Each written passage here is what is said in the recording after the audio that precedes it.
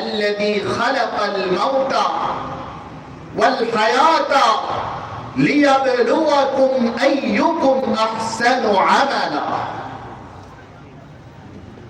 আমি তোমাদেরকে সৃষ্টি করেছি, তোমাদের হায়াত ও মউতকে সৃষ্টি করেছি,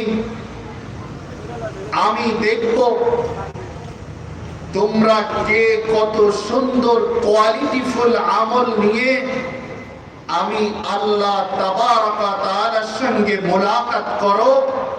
আমি তোমাদের অন্তর নিংড়ানো ইখলাসওয়ালা ভালো আমলগুলিকে আমি আল্লাহ দেখতে চাই। এটা হলো আল্লাহ তাবারক ওয়া তাআলা আমাদেরকে সৃষ্টি করার মাকসাদ। আমরা সবাই একটা জগতের মধ্যে ছিলাম, ওই জগতের নাম হলো আলমে আরওয়াহ, রূহের জগৎ, ঠিক কিনা বলেন? আমরা সকলেই ছিলাম সেখানে।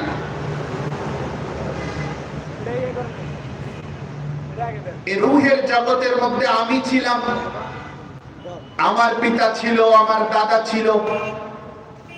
এরকম করতে করতে করতে করতে সৈয়দনা আদম থেকে নিয়ে কিয়ামত পর্যন্ত আনেওয়ালা যত মানুষ জমিনের মধ্যে আসবে সকলে আলমে আরওয়াহ, রূহের জগতের মধ্যে আমরা উপস্থিত ছিলাম। আল্লাহ তাবারক ওয়া তাআলা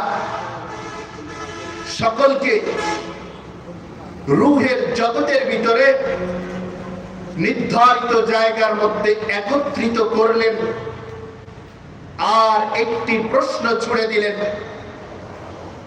আলাস্তু বিরাব্বিকুম, ও রূহ সকল তোমরা বলো আমি কি তোমার রব নই? সকলেই উত্তর দিল ক্বালু বালা, কেন না? এ কথা বলেন নাই, হ্যাঁ আপনি আমাদের রব, এটা বলেন নাই। ক্বালু বালা, কেন না? নিঃসন্দেহে নিঃসন্দেহে আপনি আমাদের রব, আপনি ছাড়া রব আর কেউ নাই। ইবাদতের মাত্র উপযুক্ত কে বলেন?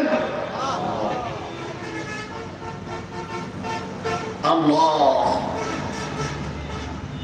ইবাদতের উপযুক্ত একমাত্র আল্লাহ।